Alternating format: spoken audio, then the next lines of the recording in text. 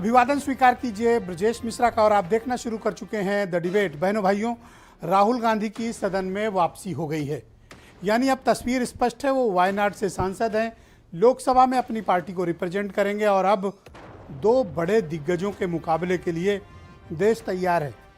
और ये मुकाबला कल होगा और इसको जवाब देंगे 10 तारीख को शाम 4 बजे देश के प्रधानमंत्री। यानी अब मोदी वर्सेस राहुल क्लैरिटी आ चुकी है। यानी राहुल गांधी ही अब जो इंडिया अलायंस को जिन्होंने क्रिएट किया, अब मोदी से मुकाबला करने के लिए तैयार हैं। तो राहुल गांधी कल स्पीच देंगे और मोदी उसका जवाब देंगे 10 तारीख को। बड़ा दिलचस्प होगा जब दो दिग्गज टकराएंगे।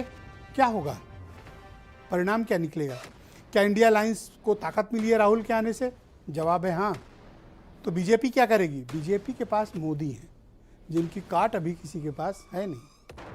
तो मुकाबला बहुत दिलचस्प है और आज की हमारी चर्चा का मुख्य केंद्र बिंदु भी यही है।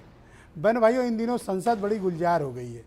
राहुल गांधी की वापसी हो गई है और राहुल गांधी मानसून सत्र और अपने निलंबन के बाद से पहली सार्वजनिक स्पीच कल देश की संसद यानी लोकसभा में देने जा रहे हैं, नो कॉन्फिडेंस मोशन पर।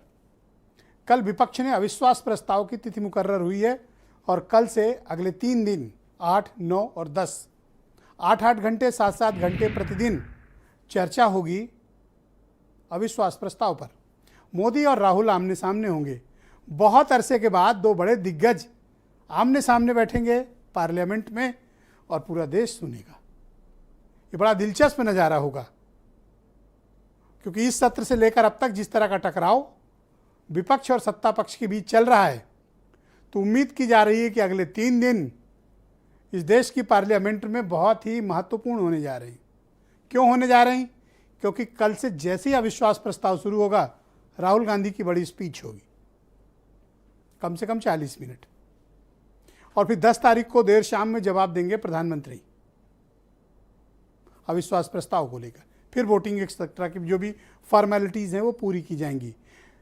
इंडिया अलायंस को क्रिएट किया है राहुल गांधी ने। राहुल गांधी भारतीय जनता पार्टी से लड़ने के इस अंतिम अवसर को गंवाना नहीं चाहते हैं। पूरी ताकत से, पूरी शिद्दत से लड़ना चाहते हैं। लेकिन मुकाबले में महाबली हैं मोदी, अपराजेय मोदी। मोदी को हराना फिलहाल नामुमकिन सा प्रतीत होता है इंडिया अलायंस के लिए। अब देखना होगा कि इंडिया अलायंस मोदी का मुकाबला कैसे करती है। ये दो बड़ी विचारधाराओं का भी टकराव है बहनों भाइयों। ये दो बड़ी पॉलिटिकल पर्सनालिटीज का भी टकराव है। इसलिए मैं कहता हूं कि आने वाला चुनाव असाधारण है। लोग कहेंगे कि हमने 2024 का जनरल इलेक्शंस देखा है या उसमें पार्टिसिपेट किया है। दो बड़ी विचारधाराएं आपस में जब टकराती हैं पार्लियामेंट्रियन डेमोक्रेसी में, संसदीय लोकतंत्र में, टकराव कोई लड़ाई झगड़े का टकराव नहीं है। टकराव इस बात का है कि कौन सी विचारधारा से देश आगे बढ़ेगा और किस विचारधारा से भारत को आगे बढ़ना चाहिए। वैचारिक मतभेद किसी भी डेमोक्रेसी में सबसे महत्वपूर्ण अंग होता है। डेमोक्रेसी एक ऐसी चीज है जहां मतभेद होने चाहिए, मनभेद नहीं होना चाहिए।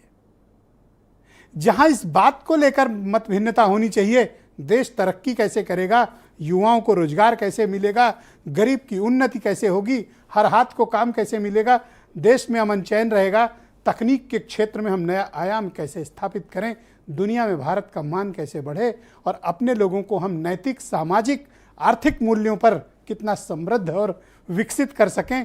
वैचारिक टकराव बहनों भाइयों वहाँ होना चाहिए। वैचारिक टकराव व्यक्ति के आधार पर नहीं होना चाहिए।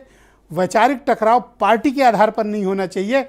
वैचारिक टकराव देश की उन्नति के लिए होना चाहिए कि वो किस विचारधारा के जरिए हम देश को तरक्की के पायदान पर सबसे पहले पहुंचा सकते हैं। Fastest first. कोई देश का दुश्मन नहीं है, कोई देश का विरोधी नहीं है। ये पार्लियामेंटेरियन डेमोक्रेसी है, संसदीय लोकतंत्र है, जहां हर कोई देश के हित के बारे में सोच रहा है और सोचना भी चाहिए। एक स्वस्थ लोकतंत्र में आप यही अपेक्षा करते हैं कि हमारा देश कैसे आगे बढ़े। लिहाजा सत्ता पक्ष कोई मालिक नहीं है और विपक्ष किसी का दुश्मन नहीं है। यह नज़रिया साफ होना चाहिए, यह नज़रिया स्पष्ट होना चाहिए। हम वैचारिक आधार पर किसी विषय पर अलग अलग ओपिनियन पॉलिटिकल पार्टी रखें, लेकिन देश सबसे पहले, इस देश के नागरिकों का हित सबसे पहले, इस देश की रक्षा, सुरक्षा, समृद्धि सर्वप्रथम होनी चाहिए। एक नागरिक, एक पॉलिटिकल पर्सनालिटीज़ को भी मेरी यही मशवरा है कि इस पर ज़रूर ध्यान दें। लिहाजा अगले 3 दिन आप लोग सबको बहुत सावधानी से सुनिए, क्योंकि जब नो कॉन्फिडेंस मोशन आता है तो नेताओं के मन की बात निकलती है, दिल की भड़ासें भी निकलती हैं, और जिन्होंने 9 साल 10 साल काम किया वो अपने प्रगति भी बताते हैं। निरपेक्ष भाव से आपको सबकी सुनने की ज़रूरत है और सच के साथ खड़े रहने की आवश्यकता है। यही हमारे संसदीय लोकतंत्र, यही भारत की महानता है। आज मैं ज़्यादा समय आपका नहीं लूँगा, कुछ बयान सुने, फिर इस पर डिबेट करेंगे हम लोग। सुप्रीम कोर्ट यानी के द्वारा दिए गए निर्णय के बाद जो मंदिर है सबसे बड़ा प्रजातंत्र का, संसद के गलियारों में एक बार फिर सच्चाई की वो गूंज जिसकी सबसे ज्यादा आवश्यकता है, सच्चाई की वो आवाज, निर्भीक निडर वो आवाज श्री राहुल गांधी की फिर सुनाई देगी, सरकार को जवाबदेह बनाते हुए और प्रजातंत्र की रक्षा करते हुए। लोकसभा के चुनावों में जनता के सामने ये विकल्प जरूर आना चाहिए कि नरेंद्र मोदी के मुकाबले विपक्ष का प्रत्याशी कौन है, लेकिन अभी उनका I.N.D.I.A ये गठबंधन अपना नेता चुनने में असफल साबित हुआ है। तय नहीं कर पा रहे कि गठबंधन का नेता कौन होगा। माननीय राहुल गांधी जी की सांसदी की बहाली लोकतंत्र की जीत है, संविधान की जीत है, देश की न्यायपालिका की जीत है और साजिश करने वालों की हार है, तानाशाही व्यवस्था की हार है। और जहां तक सवाल 2024 के देश के चुनाव का है, तो इंडिया बनाम एनडीए का चुनाव होगा और जीतेगा इंडिया ही। बहन भाइयों, आज की परिचर्चा को आगे बढ़ाते हैं। राजेश